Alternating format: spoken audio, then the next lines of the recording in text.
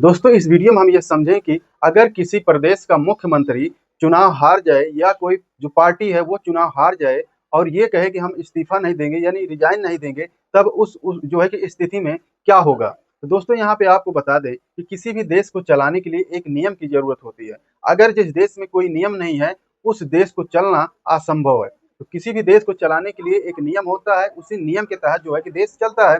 जैसे हमारे देश में नियम है जिसको हम बोलते हैं संविधान।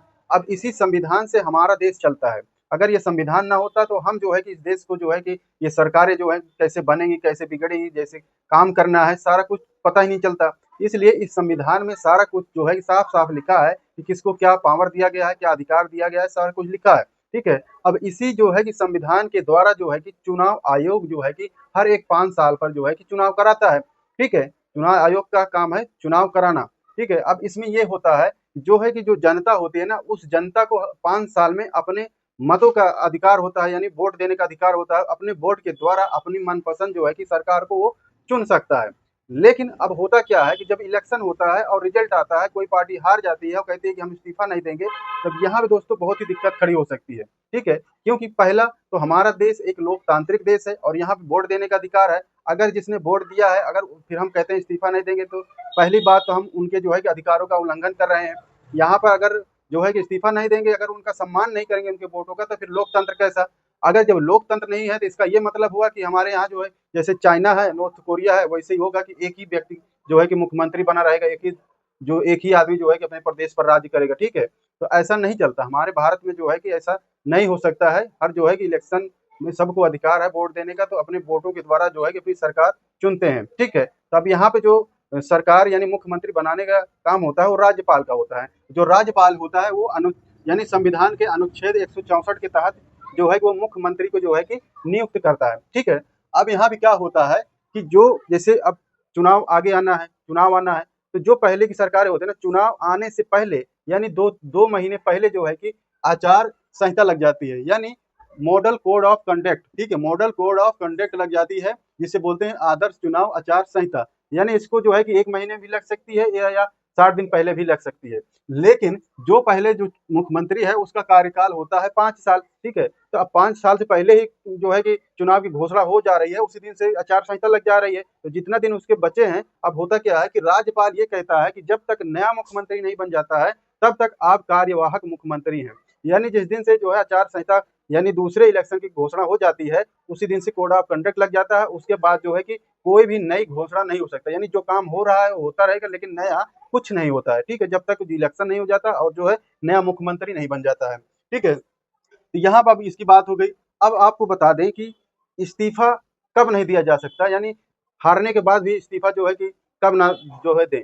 यहाँ पे दोस्तों आपको बता दें कि अगर कोई प्रदेश है वहाँ पर जो है कि कई पार्टियां लड़ रही हैं, लेकिन एक पार्टी क्या हुआ कि वो उसको पूर्ण बहुमत आ जा रहा है, लेकिन उस पार्टी ने जिस उम्मीदवार को अपना सीएम नियुक्त किया है, यानी हम सीएम बनाएंगे, अगर वो हार जाता है, ठीक है, पार्टी को पूर्ण बहुमत है लेकिन उम्मीदवार हार जाता है, तो वहां पर उस स्थिति में जो है कि उस कैंडिडेट को सीएम बनाया जा सकता है। ठीक है? उस कैंडिडेट को सीएम बनाया जा सकता है, लेकिन वो मात्र 6 महीने के लिए ही होता है। अब 6 महीने से पहले विधान परिषद का इलेक्शन जो है कि यानी चुनाव उसको जीतना होता है, तभी वो मुख्यमंत्री बना रह सकता है। अन्यथा जो है कि चुनाव हारने के बाद जो है मुख्यमंत्री वो नहीं रह सकता है। अगर जो है कि पार्टी को बहुमत नहीं है और जो है कि यहाँ चुनाव हार गया है, तो कैसे मुख्यमंत्री बना रहेगा? लेकिन अगर पार्टी को बहुमत है, लेकिन जो कैंडिडेट है मुख्यमंत्री सीएम का, वो अगर हार जाता है, तो इस स्थिति में जो है कि वो सीएम बन सकता है 6 महीने के लिए, लेकिन विधान परिषद का चुनाव उसको जीतना पड़ेगा। ठीक है? तो अब यहाँ पे ये बात हो गई। अब बात करते हैं जब इलेक्शन होता है उसके बाद जब रिजल्ट आता है, तब सरकार यानी मुख्यमंत्री कैसे बनती है, यानी सरकार कैसे बनती है।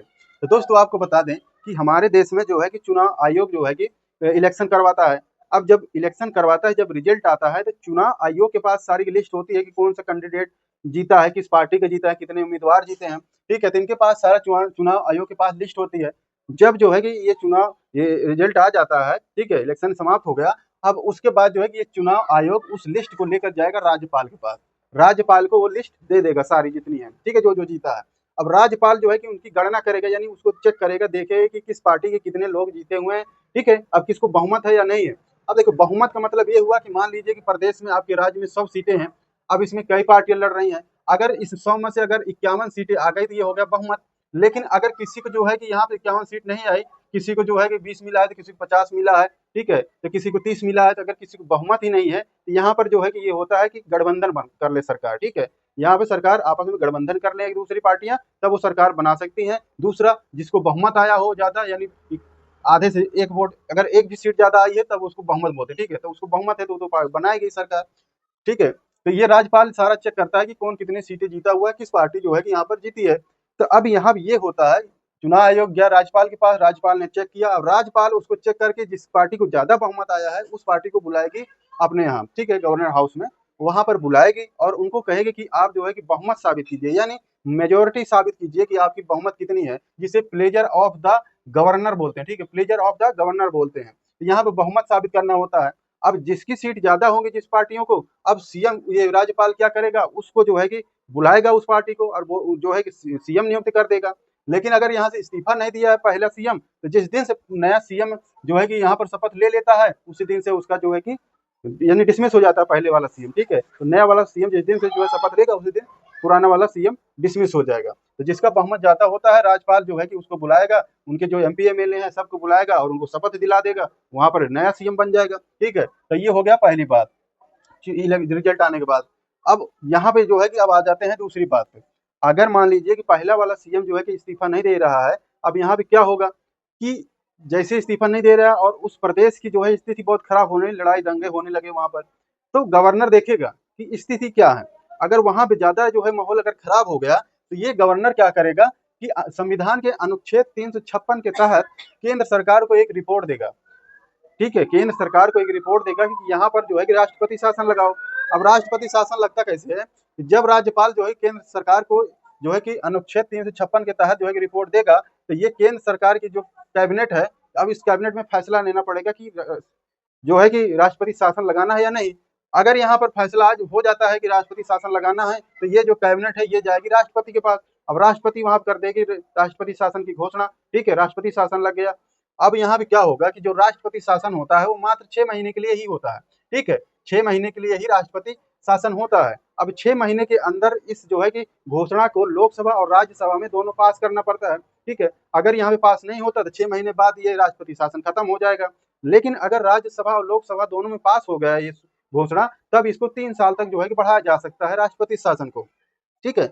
अब इसको जो है कि 3 साल के लिए बढ़ाया जा सकता है। लेकिन यहाँ पे ये है कि राष्ट्रपति यानी राष्ट्रपति या केंद्र सरकार चुनाव आयोग को हर एक साल बाद जो है कि कहेगी कि आप जो है कि देखिए वहां चुनाव कराने लायक है कि या नहीं है। तो चुनाव आयोग जो है कि देगी रिपोर्ट जो है कि केंद्र सरकार को या राष्ट्रपति को कि वहां पे स्थिति क्या है, क्या वहां पर हम चुनाव करा सकते हैं। अगर चुनाव किया जा सकता है तो जो है कि 1 साल बाद वहां पे फिर से चुनाव कराया जाएगा, अन्यथा वहां पर जो है कि राष्ट्रपति शासन 3 साल तक लगा रहेगा, ठीक है। लेकिन ऐसा बहुत ही कम होता है, क्योंकि हमारे देश में लोकतंत्र है और लोकतंत्र में जो है कि संविधान है। अब इस संविधान में प्रक्रिया है कि किसको क्या पावर दिया गया है। तो राज्यपाल को पूरा अधिकार है कि मुख्यमंत्री को अगर उसके पास बहुमत नहीं है, वो बहुमत साबित नहीं कर पाता है, तो उसको जो है कि ये डिसमिस कर सकता है, ठीक है। तो जिसकी बहुमत ज्यादा है वही जो है कि सीएम बनेगा। तो हमारे देश की ये प्रक्रिया है और हमारा देश जो है कि संविधान के तहत ही चलता है। तो इस संविधान में सारा कुछ किसको क्या अधिकार दिया गया है, देश को कैसे चलाना है, ऐसे जो है कि हमारा देश चलता है। वीडियो में इतना ही, बाकी अपडेट पाने के लिए हमारे यूट्यूब चैनल सब्सक्राइब कर लें।